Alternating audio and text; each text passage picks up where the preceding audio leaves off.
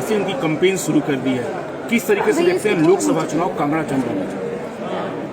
विधिवत रूप से डॉक्टर राजीव भारद्वाज जी का जो ये अभियान है, जिसको हम चुनाव अभियान कह सकते हैं, पिछले कल भोलेनाथ के चरणों से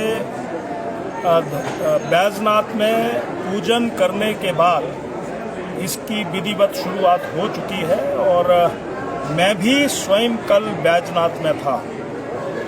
जनता में बहुत उत्साह है और उत्साह के बलबूते पर मैं ये कहना चाहता हूँ कि निसंदेह जनता का विश्वास और कार्यकर्ताओं की मेहनत ये मिल करके 1 जून को जब यहाँ चुनाव होंगे और 4 जून को परिणाम निकलेगा तो जनता की एक मुखर बुलंद आवाज़ हमारे डॉक्टर राजीव भारद्वाज बन करके दिल्ली पहुँचेंगे, ऐसे आभास हो रहा है।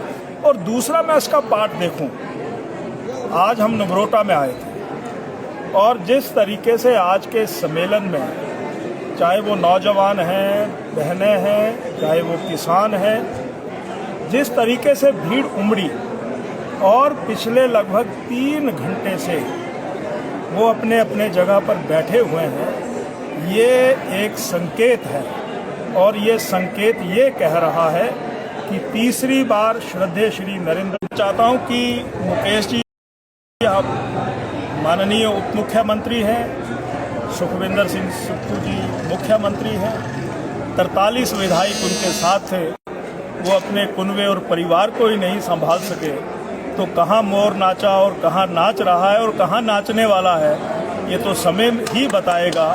ये मैं कहना चाहता हूँ।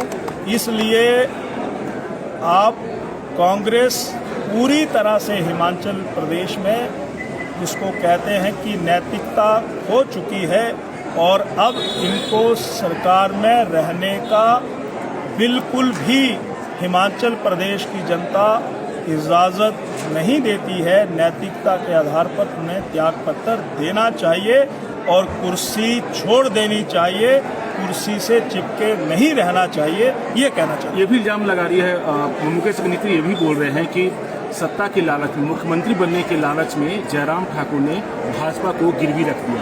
नहीं, मैं ये कहना चाहता हूँ कि इस प्रकार के आरोप बिल्कुल निराधार हैं। श्री जयराम ठाकुर बतौर नेता प्रतिपक्ष अपनी भूमिका को निभा रहे हैं, उनको अपना कुनबा संभालना चाहिए था। 6 कांग्रेस के विधायक कांग्रेस को छोड़ के चले जाते हैं और जब उन्होंने पार्टी छोड़ी तो उससे पहले वो सोनिया से भी मिले होंगे, खड़गे से भी मिले होंगे।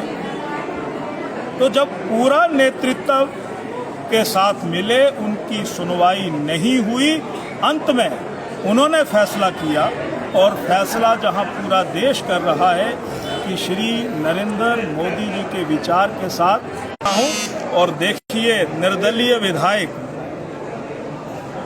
उनके ऊपर तो कोई बंदिश नहीं थी, उन्होंने भी कहा नहीं, अन्याय बहुत हो गया है, सहन नहीं करेंगे और हम कांग्रेस का सहयोग नहीं देंगे। इसलिए इस प्रकार के आरोप भाजपा के नेतृत्व के ऊपर लगाना या श्री जयराम ठाकुर जी के ऊपर लगाना, ये बिल्कुल सरासर मेरा विधानसभा अध्यक्ष जिस प्रकार से जो निर्दलीय हैं उन्हें अपना इस्तीफा दिया, उसको मंजूर नहीं किया जा रहा है, तो इसमें क्या है? मैं इतना ही कहना चाहता हूँ कि उन्होंने अपना इस्तीफा दिया है और नियम के अनुसार, नियम की परिधि के अनुसार माननीय अध्यक्ष विधानसभा को त्यागपत्र स्वीकार कर लेना चाहिए। जब वो उस विधानसभा के सदस्य रहना नहीं चाहते, उनका मन नहीं है, उस व्यवस्था से हटना चाहते हैं, तो उन्होंने क्यों रोका हुआ है, मुझे समझ नहीं आता। यही मैं कहना चाहता हूँ। धर्मशाला में जिस प्रकार से सुनील शर्मा को जो भाजपा का उम्मीदवार बनाया गया है, उससे जो पूर्व में भाजपा की वो भी खत्म हो जाता है, यही मैं कहना चाहता हूँ। चुनावों में कई फर्क पड़ेगा, इनको उपचुनाव भी आ रहे हैं और इलेक्शन चुनाव भी है। नहीं, मैं फ़र्क की बात तो नहीं कहना चाहता, पर इतना ज़रूर कहना चाहता हूँ कि उनको हम अपने साथ जोड़ लेंगे। मन में जो दबाव है उसको हम दूर करेंगे। आज अगर नगरोटा में श्री अरुण गुप्ता जी ने कितने महत्वपूर्ण साथियों को जो कांग्रेस छोड़ करके आए हैं, सेवानिवृत्त हो करके आए हैं, ये दिशा है, इसको समझने की ज़रूरत है। कहाँ जा रहा है नगरोटा, कहाँ जा रहा है हिमाचल प्रदेश, कहाँ जा रहा है देश। इसलिए हम सभी का स्वागत करते हैं, मिल करके आगे चलेंगे, आगे बढ़ेंगे, कदम से कदम मिला करके चलेंगे और सुंदर हिंदुस्तान बनेगा। और डॉक्टर राजीव भारद्वाज जी रिकॉर्ड को तोड़ेंगे।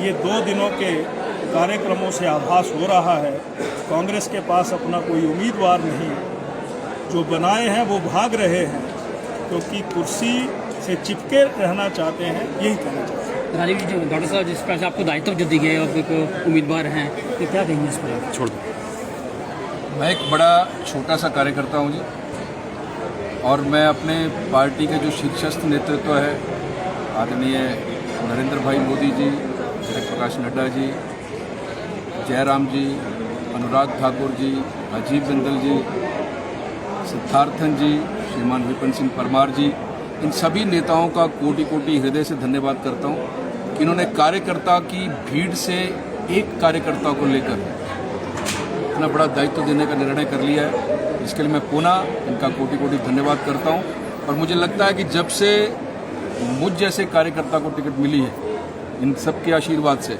उसमें कार्यकर्ताओं के अंदर एक अलग सा जोश है, एक अलग सी जुम्बिश है, एक अलग सा जुनून है।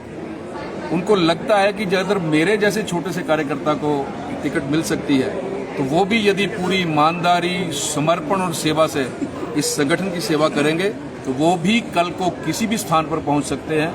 और मैं एक और बात कहना चाहता हूं, ये यदि संभव है तो केवल केवल केवल भारतीय जनता पार्टी में संभव है, क्योंकि हमारे जो वरिष्ठतम नेता हैं उनकी आंख में एक एक्सरे की मशीन है।